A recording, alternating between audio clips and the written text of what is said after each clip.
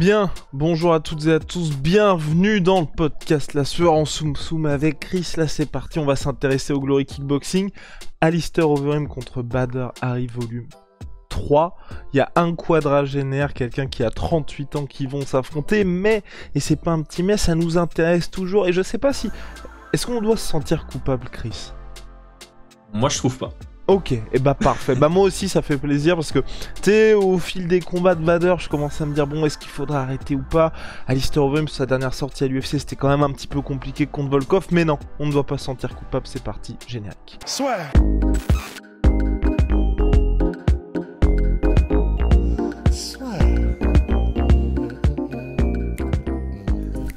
Entre dans l'octogone avec Unibet. Qui sera le vainqueur du combat? En combien de rounds? Fais tes paris sur l'app numéro 1 et profite de 150 € offerts sur ton premier pari. Badr Hari contre Alistair Overeem, le vainqueur devrait avoir le title shot, c'est ce qu'on me dit dans l'oreillette. Ça va être dans un stade aux Pays-Bas, ça va être la folie absolue. En plus, on me dit aussi dans l'oreillette qu'Alistair Overeem est de retour en mode Uber-Him. Les gens risquent d'être assez surpris par son physique. Les deux premiers combats, vous savez, premier combat, victoire d'Alistair Overeem, deuxième, Badr Hari qui sauve l'honneur du kickboxing, et là des années après, parce que c'était 2009 le dernier combat, il se retrouve dans des états de forme différents. Alistair, il y a eu toute sa carrière à l'UFC. Badr Hari, ce qui est bien, ce qui est positif je trouve, c'est qu'après avoir été dans un état, on va dire, où certes il est resté en kickboxing, mais il y avait très peu d'activité. Là il n'y a pas les victoires certes, mais il y a au moins, il retrouve les sensations d'être un athlète de sport de combat normal et d'avoir ses rendez-vous plusieurs fois dans l'année. J'ai quand même un petit peu peur. Enfin, j'ai un petit peu peur de chaque côté parce que chaque mec peut se faire mettre KO. C'est ça en fait. D'un côté, on a Alistair Overeem clairement qui est plus capable d'encaisser des coups comme avant. Et en poids lourd, ça pose gros problèmes. Et quand tu rencontres Badr Hari, ça pose vraiment beaucoup de problèmes. Et de l'autre côté, on voit un Badr qui, en termes techniques, il est encore présent, mais comme tu le dis, les résultats sont plus là, malgré que de temps en temps, c'est un peu contre le cours du combat. Voilà, les deux blessures contre Rico Verhoeven, ça montre aussi que son corps ne suit plus spécialement l'intensité nécessaire pour être au top niveau. Donc il y a un peu ces deux frayeurs de part et, enfin une frayeur de part et d'autre, qui rend le combat peut-être moins spectaculaire que ce à quoi on pouvait s'attendre encore en 2009. Mais voilà, ça n'empêche que ces deux personnes qui ont un name value, enfin, ces deux noms qu'on connaît, ils sont encore très compétents dans leur combat récent. Ils ont passé leur prime, ça c'est clair et net, mais ça n'empêche que la dynamique du combat peut être très intéressante de par le fait qu'ils sont tous les deux poids lourds et très agressifs. Bien, donc voilà, Lame et Chris, qu'est-ce qui peut se passer lors de ce choc?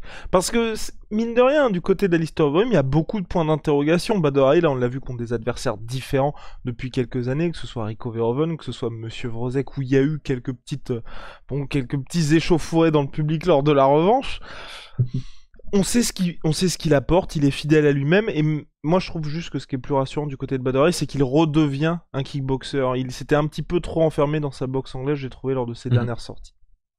Clairement, là, il réutilise bien ses kicks. Badr Hari, ça a toujours été un profil très difficile à combattre parce qu'il a ce côté simple et basique, poussé à l'extrême, donc avec une vraie finesse technique, et il y a ce côté agressif qui vient compléter sa simplicité et son côté basique. Et donc pour son adversaire, c'est un peu difficile de calibrer parce que tu as quelqu'un qui est efficace, qui a un très bon jab de temps en temps, qui a des bons switch middle, des bons switch high kick qui varient bien son jeu. Et puis un coup, il va au bon moment, c'est ça le truc, c'est qu'au moment opportun, il va switcher en mode super agressif, un peu moins technique, mais difficile à calibrer. Et donc ça a un côté un peu surprenant, et je pense que c'est ça qui a fait son grand succès, surtout maintenant, comme tu dis, qu'il commence à réintégrer les kicks. C'est plus d'informations défensives pour son adversaire. Et de l'autre côté, on a un Overeem qui clairement est parti du kickboxing vers le MMA, qui a fait une très bonne traduction de son kickboxing vers le MMA. Je trouve que ça a été intéressant pour lui, mais j'ai pas l'impression qu'en MMA, il ait pris des stratagèmes MMA qui peuvent être intéressants pour le kickboxing. Donc, c'est là où le bas blesse pour moi pour Overeem, c'est que il va revenir 10 ans après en kickboxing, mais sans avoir pris des compétences ou des stratagèmes du MMA qui pourraient surprendre un kickboxer. C'est-à-dire que Overeem est tout le temps quelqu'un qui a beaucoup switché, qui a travaillé sur comment casser la distance et tout ce qui s'ensuit. mais il n'a pas spécialement travaillé sa mobilité. Normalement, quand tu transites du kickboxing vers le MMA, tu vas beaucoup plus travailler sur ta mobilité, mais en poids lourd, pas spécialement. Et donc, il va pas arriver euh, pour surprendre Badr Hari avec des déplacements compliqués qu'on n'a pas l'habitude de voir en kickboxing, qui est plutôt linéaire. Donc c'est pour ça, je pense que Badr Hari est quand même vachement favori par les Côtes de Paris dans ce combat. Et je leur donne raison, ne fût-ce que pour ça, que lui est resté dans le kickboxing et que Alistair Overeem a dû continuer à travailler sur un aspect, une dynamique plus MMA avec des petits gants, avec une distance plus lointaine, avec une attention aux amenés au sol potentiels de ses adversaires. Et du côté de Badr Hari, il n'y a plus cette interrogation non plus de est-ce que son corps va lâcher ou pas, puisque depuis quelques combats, ça a l'air de tenir. En tout cas, il n'y a plus ces blessures intempestives. Complètement. On touche du bois et quand on n'a pas du bois, on fait ça. Voilà. Qu'est-ce qui va se passer, Chris, dans ta boule de cristal? Ma boule de cristal, pour l'instant, elle est pas au top sur les pronostics. Je pense que Overeem, c'est quelqu'un qui reste fidèle à lui-même, qui améliore son jeu, mais qui, en le peaufinant, c'est pas quelqu'un qui change complètement de style. Donc défensivement, il est bien en place. Il est très gênant défensivement, surtout en MMA. Les gens ont pas l'habitude d'avoir quelqu'un qui a une très bonne garde haute. Il bloque bien les coups, et je pense que c'est voilà, il va jouer sur les distances, donc il va essayer de rester à une distance assez lointaine pour voir les blitz et les attaques en combinaison de Badr venir en essayant de les bloquer et capitaliser sur des remises, ou bien chercher à casser la distance lui-même pour chercher le clinch. Dans les 2 premiers combats, même s'ils ont été éphémères entre eux deux et que c'est il y a plus de 12 ans, j'aurais donné un avantage à Overeem sur toutes les situations de corps à corps et un plutôt large avantage à Badr Hari sur toutes les situations à distance, surtout dans le rematch. Et je pense que ces avantages n'ont pas changé en 12 ans. Overeem a tout intérêt à essayer de casser cette distance sans prendre la furie de coups de Badr Hari pour chercher le clinch, ses coups de genoux, ses crochets courts. Et Badr Hari doit plutôt travailler à distance, travailler ses low kicks, travailler ses jabs et puis travailler son agressivité quand il voit que Overeem cherche juste à bloquer sans contrer. Bien, est-ce qu'on a des choses à ajouter là-dessus? Les body shots. Ah. Les coups au corps pour Badr Hari. Comme je dis, Overeem, c'est quelqu'un qui protège très très haut, il protège très bien sa tête et ça laisse des ouvertures sur les jambes forcément. Hein, tu protèges pas tes jambes avec tes bras, mais surtout sur les body shots. Et je trouve que Badr Hari a réintégré davantage ça à son jeu aussi, que ce soit avec ses crochets au corps ou avec ses middle. Et je pense que là-dessus, il a une grosse carte à jouer. C'est commencer une combinaison avec 2 frappes au visage pour créer ce réflexe de garde haute chez Overeem et puis chercher la frappe lourde au niveau du corps, que ce soit avec un kick perçant ou avec un crochet au corps, par exemple. Du côté de Overeem, j'ai re-regardé toutes les défaites de Badr Hari pour un peu voir les ouvertures potentielles. Sur les défaites récentes de Badr Hari, c'est souvent du côté gauche que ça vient. Le high kick gauche de Vrosek, le crochet du gauche de Overeem, le high kick gauche de Shemi Shields et le crochet gauche de Samedov. Donc la plupart de ces défaites récentes qui sont pas des blessures ou des disqualifications, ça vient du côté gauche. Donc Overeem, se mettre en gaucher pour un bon overhand du gauche, ça peut passer, ou casser cette distance et chercher, comme dans le premier combat, c'est un peu quelque chose qu'on voit pas souvent en kickboxing, dans tous les sports de combat, en fait. En pied-point, c'est souvent droite-gauche, droite-gauche, droite-gauche, la mécanique du corps. Dédoubler le même côté, ça peut être intéressant. Genou du gauche, crochet du gauche, c'est passé la première fois. Pourquoi pas retenter ce genre de stratagème dans ce combat-là et chercher vraiment l'ouverture sur le côté arrière de Badr Hari. Et ben voilà, ça y est, je pense que vous avez toutes les clés du combat de ce main event qui est particulièrement attendu. Toi, est-ce que tu te dis aussi, Chris, mine de rien, que ce soit Badr Hari ou Alistair Overeem, ils auront leur chance face au... Enfin, en tout cas, ce sera pas du 50-50, mais face au champion Rico Verhoeven, ça peut avoir du sens aussi. Ben, clairement, parce qu'en fait, en tout cas pour Hari, les 2 combats qu'il a eu face à Rico Verhoeven, il était dedans, hein. Il était dedans, il était menaçant, il était compétitif, il était même... On pourrait mettre un argument sur la table comme quoi il était parti vers une victoire, et puis les blessures sont arrivées. Donc si on a un Badr Hari ici qui gagne, je le vois bien obtenir le title shot et avoir des cotes de pari qui sont relativement serrées de par les deux combats qu'ils ont eu assez récemment. Et je pense pas que c'était quoi, c'était en 2019, en 2018. Je pense pas que je pense pas que sur les 3 dernières années, il y a eu un gros déclin chez Badr Hari. Et comme tu le dis, comme il a repris de l'activité, limite, il s'est même amélioré par rapport à la dernière fois. Donc, ouais, je pense que le combat serait pas complètement joué d'avance contre Rick Overhoeven.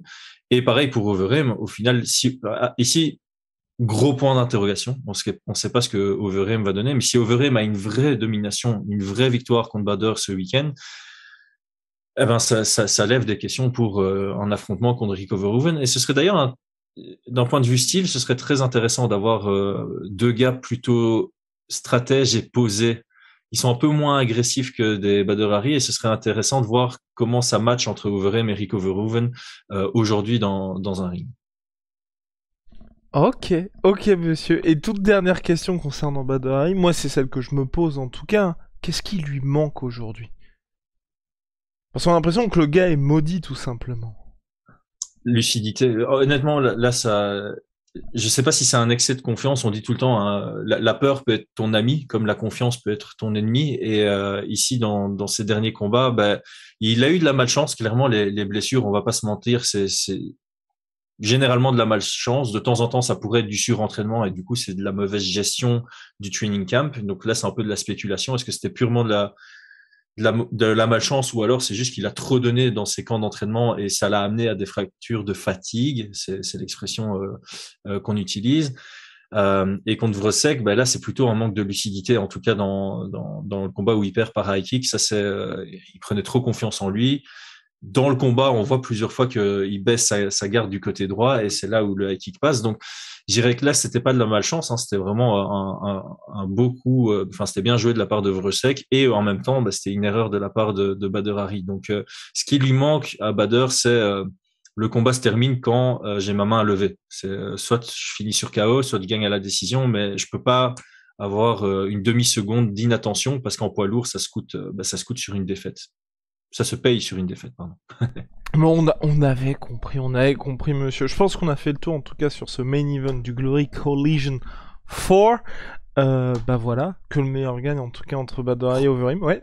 Pronostic. Ah oui, pronostic.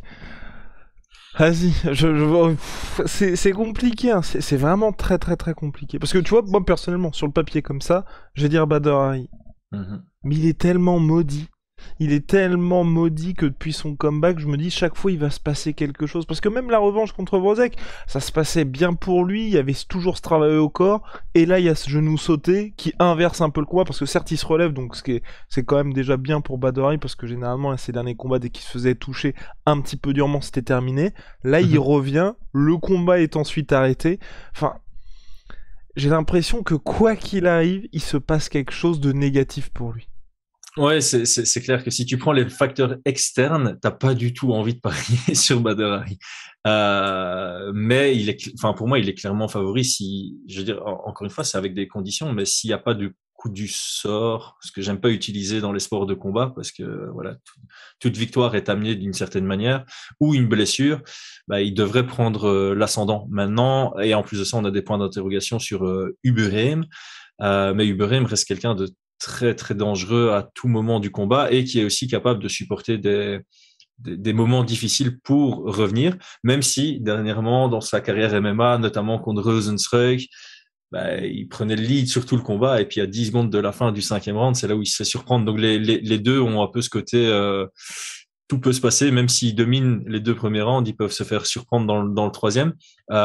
Mais voilà, grosso modo, sur l'ensemble, je mets plus de chances du côté de Badr Hari de s'imposer et par finish. Et voilà, moi aussi, KO, Badr Hari, 2e round. Écoute, moi, je vais aussi partir sur 2e round. Je pense que leurs 2 premiers combats étaient très... Enfin, le premier combat, c'était vraiment pure agressivité. Un attaque, l'autre attaque, un attaque, l'autre attaque. Et Alistair s'est imposé.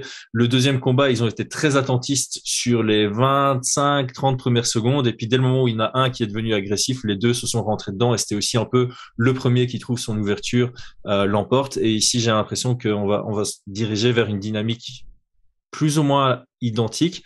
Je crois que c'est quand même Bader qui va être plus volumineux dans son approche et plus intense dans son approche avec un Alistair qui va plutôt se dire ok, je vais pas gagner les minutes de ce combat, mais je vais chercher la frappe dure au clinch ou à courte distance. Et ben voilà, vous avez toutes les infos. Shout-out MySweetProtein, moins 33% sur tous mes protéines avec le code la sueur. Chris, on se retrouve très vite pour parler de l'UFC 280. Hein. Yes.